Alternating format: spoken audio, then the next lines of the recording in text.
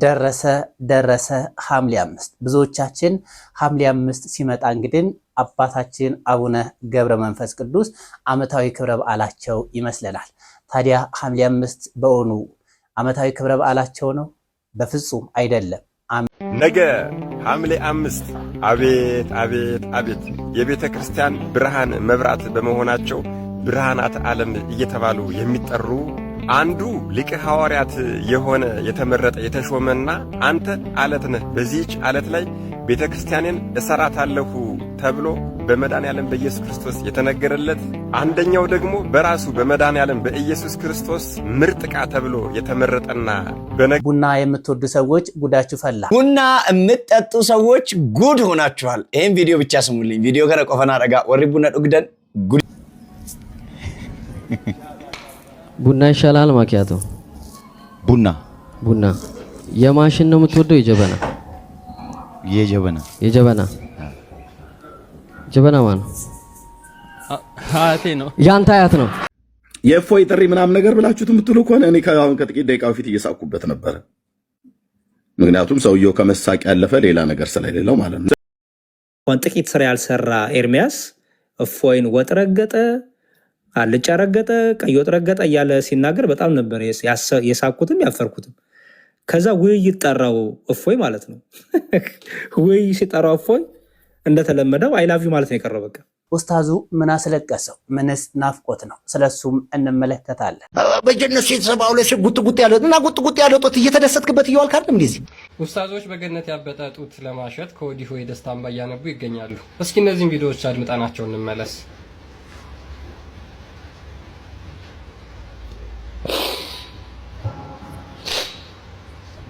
أن حور العين بجنة وستيالو حور العين ودبالوا بمتمطابت غزي لجنة سوچ አላቸው ጡታቸው ጉቻሉ። ጉዟችሁ በክረምትና በሰንበት አይሁን ይባላል። ሰሙ ይህ ነው። የአዲስ አበባ ነዋሪዎች ተጠንቀቁ ተብላችኋል። መንገዱ ከነገ ጀምሮ ይዘጋል ተብሏል። አስቸኳይ መረጃ ስለሆነ ሁላችሁም አዳምጡት። ከጀሞ 1 ወደ ጀሞ 3 የሚወስደው መንገድ ከነገ ጀምሮ ለትራፊክ ዝግ እንደሚሆን ተነግሯል። የአዲስ አበባ ከተማ መንገዶች ባለስልጣን በላፍቶ ሆስፒታል አካባቢ የጎርፍ አደጋን የመከላከል ስራ መጀመሩን አስታውቋል። ባለስልጣኑ እንደገለጸው የግንባታ ስራው በአጭር ጊዜ ለማጠናቀቅ ከነገ ሐምሌ 4 ቀን 2018 ዓ.ም ጀምሮም ለተከታታይ 15 ቀን ከጀሞ 1 መብራት ወደ ጀሞ 3 የሚወስደው መንገድ ለትራፊክ እንቅስቃሴ ዝግ እንደሚሆን አውቃችሁ በዚህ መስመር የምትጠቀሙ አሽከርካሪዎች በላፍቶ ሆስፒታል ጀርባ በኩል እንዲጠቀሙ፣ እንዲሁም ከጀሞ 3 አደባባይ ወደ ጀሞ 1 የሚጓዙ አሽከርካሪዎች ደግሞ በሃጫሉ ሁንዴሳ ጎዳና በኩል በለቡ ቫርኔሮ አደባባይ እንዲጠቀሙ መልእክት ተላልፏል። ይህ መረጃ ለበርካቶች እንዲደርስ ሼር አድርጉት። እንዲሁም ለተጨማሪ አዳዲስ መረጃዎች የመደመር ምልክቷን እየነካችሁ ፎሎ አድርጉ። ወርቁን ግን መምህራኖቻችን ፍትፍት አድርገው ያስተምሩናል። ሰላም ውድ ኦርቶዶክሳውያን እንደምን አላችሁ? ሁላችሁም በያላችሁበት ሀገርና ሰዓት አቆጣጠር ሰላም ብያለሁ። ሰላምታ ይድረስልኝ። ይህን ቪዲዮ ላይክ፣ ሰብስክራይብ፣ ሼር በማድረግ ለተወዳጅ ክርስቲያናዊት ወንድሞቻችን አድርሱልኝ። ቀጥታ ወደ ቪዲዮቹ እንሄዳለን። አንድ መረጃ ላጋራችሁ፣ ሁላችንንም ክርስቲያኖች ይመለከታል። ኦርቶዶክሳውያን በኢኮኖሚው ምን ያክል እንደማንተባበርና በእኛ በሆነ ነገር ላይ 351% የትርፍ እድገትን በዘንድሮ ዓመት አሃዱ ባንክ አስመዝግቧል። ይህም የ502 ሚሊዮን ብር ያልተጣራ ትርፍን ነው ያስመዘገበው አሃዱ ባንክ። አሃዱ ባንክ አዳዲስ ከሆኑት የኢትዮጵያ የንግድ ባንኮች ውስጥ አንደኛው ሲሆን እንግዲህ በዘንድሮ ዓመት ከፍተኛ የሆነ እምርታን አስመዝግቤያለሁ ብሏል። ቁጠባው 7.8 ቢሊዮን ደርሷል። የ41% እድገት ነው። ገቢው በተለይ 2.16 ቢሊዮን ስለመድረሱ እንዲሁ ሰምተናል። ከዚያ ባለፈ አሃዱ ባንክ ባልተለመደ መልኩ በትንንሾቹ ባንኮች ማለት ነው በውጭ ሀገር ምንዛሬ ግኝት ወደ 88 ሚሊዮን የአሜሪካን ዶላር አካባቢ ማስገኘቱንም እንዲሁ ሰሞኑን ባደረገው ጠቅላላ ጉባኤው ላይ አውርቷል። አሃዱ ባንክ እንግዲህ 5 ቢሊዮን ብር ካፒታሉን በቀጣይ ዓመታት ሊሞሉ ግዴታ ከተጣለባቸው ባንኮች ውስጥ አንዱ ነው። ይህንን ያደርገው ይሆን የሚለው ነገር አብረን የምንመለከተው ሆኖ ሳለ ግን በትርፍ ደረጃ በዚህ ባሳለፍነው ዓመት ጁን 30 2025 በተጠናቀቀው የበጀት ዓመት ማለት ነው ከፍተኛ የሆነ የትርፍ እድገት ያስመዘገበበት ዓመት ሆኖ ተመዝግቦለታል። አሁንም ቢሆን ግን ካፒታሉን ማሳደግ ላይ መስራት ያለበት ባንክ ነው። ያለበለዚያ በሌላ ባንክ ከሌሎቹ ምንም ልንማር አልቻለም። ሌሎቹ ግን ሃይማኖታቸውንም ሌላውንም ባህል የሚሆነውን ነገር ጎን ለጎን ነው የሚያስኬዱት። ለነፍሳቸው ይጠነቀቃሉ። እኛ ግን መንፈሳዊ ነገር ላይ ለምን ትኩረት ማድረግ መንፈሳዊ በሆነ ህብረት ላይ ለምን በህብረት በአንድነት መስራት እንዳቃተን የሁላችንም ቁጭት ሊሆን ይገባል። ይህ ነገር በሁላችንም አይምሮ ላይ ሊያቃጭል ይገባል። ሰንበት ትምህርት ቤት ሲጎዳ፣ የአብነት ትምህርት ቤት ሲጎዳ እንደዚህ አይነት ተቋማት ቀድመ ይደርሳሉ።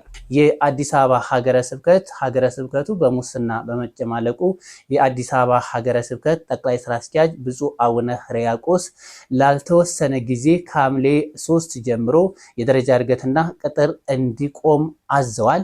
ይህም እንግዲህ በሀገረ ስብከቱ የሚታዩትን አላስፈላጊ የሙስናና የቅጥር ውዝግቦችን ለማስቀረት ያለመ ነው። እስኪ ትንሽ እንስማ። ሲኖዶስ አስቸኳይ እገዳን ጣለ።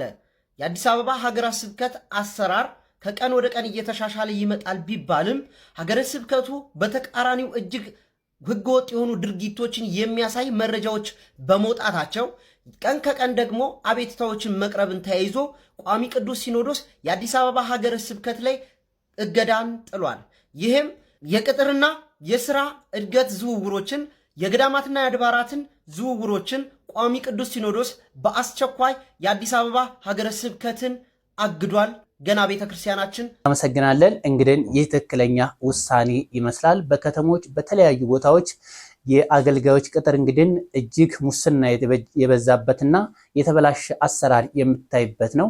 ይህ አስነዋሪ ድርጊት በሁሉም ከተሞች አካባቢ መቆም አለበት።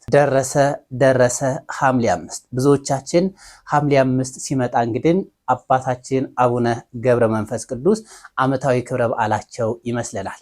ታዲያ ሐምሌ 5 በእውኑ ዓመታዊ ክብረ በዓላቸው ነው? በፍጹም አይደለም። ሐምሌ 5 ጴጥሮስ ወጳውሎስ ዓመታዊ ክብረ በዓላቸው ነው። እስኪ ስለ ሐምሌ 5 በዓል እንከታተል።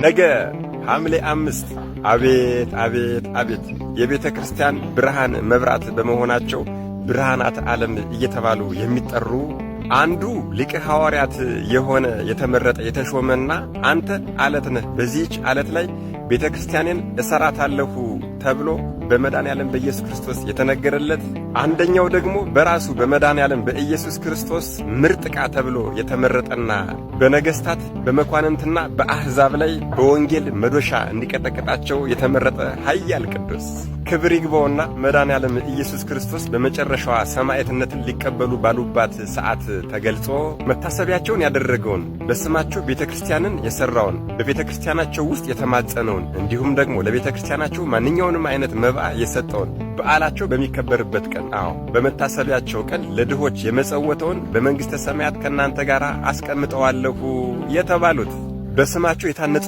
አብያተ ክርስቲያናትንም መላእክቶቼ በእሳት ሰይፍ አጥረው እንዲጠብቋቸው አደርጋለሁ የተባሉ እኒህ ብርሃናት ዓለም ቅዱስ ጴጥሮስና ብርሃናት ዓለም ቅዱስ ጳውሎስ ነገ ሐምሌ 5 ሰማዕትነትን የተቀበሉበት የዕረፍት በዓላቸው ነው። ወገኖቼ ስለ እነዚህ ቅዱሳን መጻፍና መናገር የሚችል እንደምን ያለ ሰው ነው? እኔ ኃጢአተኛው የዓለምን ነገር ሲናገር በነበረ አንደበቴ ስለ እነዚህ ቅዱሳን ምን ብዬ መናገር፣ መዘከር፣ ማመስገን እችላለሁ? በቅዱሳኑ አባቶች ጸሎትና ምልጃ ግን ትንሽ ነገር ልሞክር። መሠረተ ቤተ ክርስቲያን፣ የቤተ ክርስቲያን መሠረቷ አለቷ፣ የሐዋርያት አለቃ በመድኃኔዓለም በኢየሱስ ክርስቶስ የሚጣፍጥ አንደበት ስሙ የወጣለት ሚስት አግብቶ ዓሣ እያጠመደ እየኖረ እያለ በ56 ዓመቱ መድኃኔዓለም ኢየሱስ ክርስቶስ መጥቶ ከ12ቱ ሐዋርያት አንዱ አድርጎ የ12ቱ ሐዋርያት አለቃ አድርጎ የመረጠው ጌታችን መድኃኔዓለም ኢየሱስ ክርስቶስ በተያዘበት ሐሙስ ምሽት በሠራው ስህተት ንስሐ ገብቶ ለእኛም ምሳሌ የሆነልን ሐዋርያትን ጠብቆ ለጸጋ መንፈስ ቅዱስ ያበቃ ከበዓለ 50 በኋላም ዓለምን በሀገረ ስብከት ከፋፍሎ ለሐዋርያት ያስረከበ በስተርጅናው ብዙ መከራዎችን የተቀበለ በሰውነቱ ጥላ ድውያንን እንዲፈውስ የነበረ በአንድ ቀን ስንዴን ዘርቶ ያሸትና ያፈራ የነበረ በአንድ ቀን ስብከት ከ3000 በላይ አሕዛብን ወደ ክርስትና የመለሰ የሐዋርያት አለቃ ሊቀ ሐዋርያት ነውና ሐዋርያት በሄዱበት አህጉር በሙሉ አብሮ እየዞረ በወንጌል በስብከት ይራዳቸው የነበረ ከወዳጁ ከወንድሙ ከቅዱስ ዮሐንስ ወልደ ነጎድጓድ ከቅዱስ ዮሐንስ ፍቁረ እግዚእ ጋር ሆኖ ከእናቱ ማህፀን ጀምሮ እውር ሆኖ የተወለደውን አይኑን ያበራ የንጉሱን ልጅ በሞተ በ3 ወሩ ከበሰበሰና ከሸተተ በኋላ እንደገና ወደ ሕይወት የመለሰ በዚህም ድንቅ ተአምሮ የተነሳም የአንጾኪያን ሕዝብ እስከ ንጉሱ ድረስ ወደ ክርስትና የመለሰ መሬትንም ረግጦ ውሃን አፍልቆ ሕዝቡን በሙሉ በአብ በወልድ በመንፈስ ቅዱስ ስም ያጠመቀ በሎዶቅያ ያሉ ምእመናን የቂሳሮስ ወንዝ ከልኩ አልፎ ሕዝቡን እየፈጀው ነው ብለው መልእክት ቢልኩበት ይሄ ቅዱስም ተወዳጁን ሐዋርያ ቅዱስ ዮሐንስ ወልደ ነጎድጓድን ወደዚያች ሀገር ልኮታል። ቅዱስ ዮሐንስ ወልደ ነጎድጓድም ወደዚያች ሀገር ሲሄድ በመንገድ ላይ አንድ በግን አገኘ።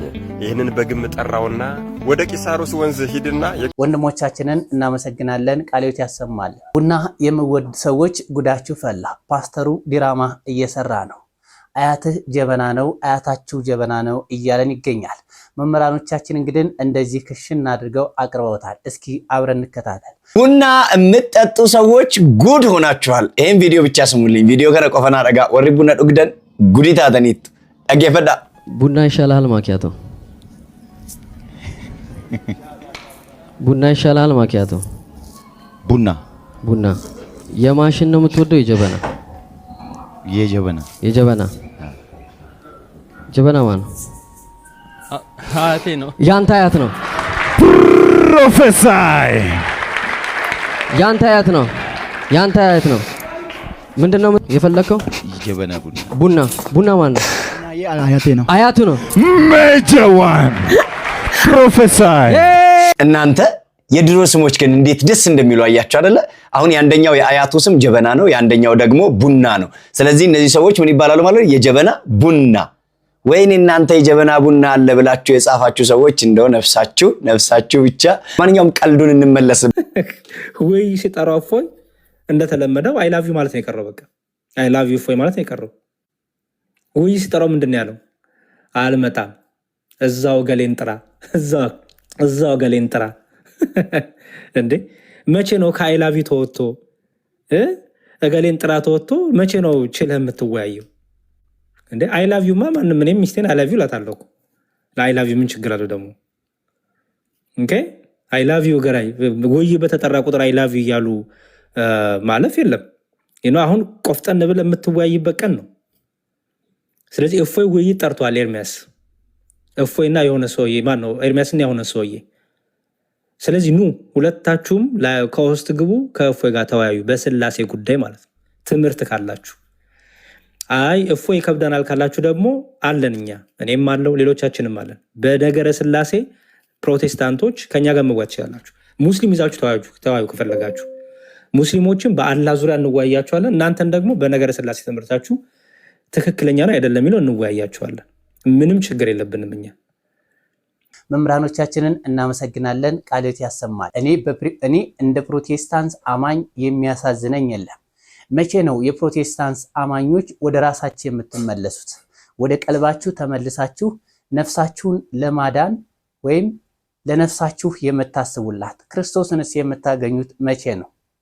ሁሌ በሆይሆይታ፣ ሁሌ በጭፈራ፣ ሁሌ በማታለል፣ ሁሌ በመሸወድ ከኦርቶዶክስ ተዋሕዶ ቤተክርስቲያን ወጥተው ስርዓት አፍርሰው እንደገና ይችን መጽሐፍ ቅዱስን ያቆየችላችሁን ኦርቶዶክስ ተዋሕዶ ቤተክርስቲያንን ያለን የሚድንባት ክርስቶስ የመሰረታት ሐዋርያት የመሰረቷት በሐዋርያት የጸናች ቅብብሎሿን ሳታቋርጥ የእናንተው ፓስተሮች የሚነግሯችሁ።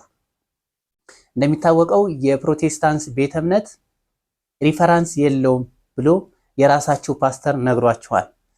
ይህን ኩላ ያደረገችን ቤተክርስቲያን ሲሰድቡላችሁ ደስ የሚላችሁ በየጊዜው በዘይት በጫው አሁን ደግሞ በቡና በተለያዩ ነገሮች ስትሸወዱ የምትኖሩት እስከ መቼ ነው?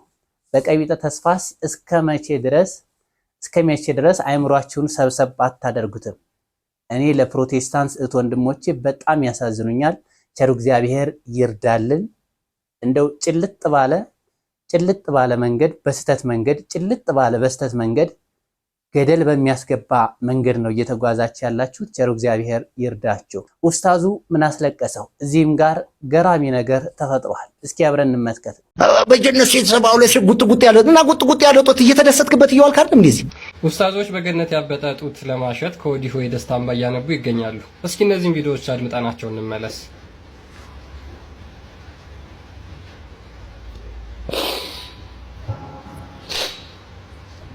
أن حور العين بجنة وستيالو حور العين ودبالوا بمتمطابت غزي ለጀነት ሰዎች አላቸው ጡታቸው ጉቻሉ ሴቶች አላቸው አለ አላህ። እኔ አላልኩም አላህ ነው ያለው። መጥታ የሳመችው ጊዜ በለስላሳ ሰውነቷ ያቀፈችው ጊዜ ደስታ በደስታ ይሆናል። የማይፈርድ የማይሟሟ የማይወርድ የማይጎል ዘላለም ያበጠ ጡት አላቸው። በነካኸው ቁጥር ያስደስተሃል ያ ረቢ አላህ። እንግዲህ የሙስሊም ኡስታዝ ገነት ላይ ያገኘዋለሁ ብሎ ጓጉቶ ለሚጠብቀው ለብልትና ጡት እያለቀሰ ይገኛል። ምድር ላይ ለሚስቶቻቸው ለእናቶቻቸው ወይም ለእህቶቻቸው ሲያለቅሱ የማይታዩ ሙስሊሞች ጀነት እናገኛቸዋለን ብለው ለሚያስቡ ጡታቸው ላበጡ ቂጣቸው ለተወጠሩ ሴቶች ሲነፋረቁ ማየት እውነት ለመናገር ምድር ላይ ለሚገኙ ሙስሊም እህቶችና እናቶች ስድብ ነው። ምክንያቱም እናንተ ከነሱ በላይ አታስደስቱንም ብለው እየተናገሩ ስለሆነ ማለት ነው። ይህ አይነት ገነት ራሱ አለ ብሎ ማሰብ አጋንንታዊ ነውና ከዚህ አጋንንት አስተምሮ ሙስሊሞች ብትወጡ የተመረጠ።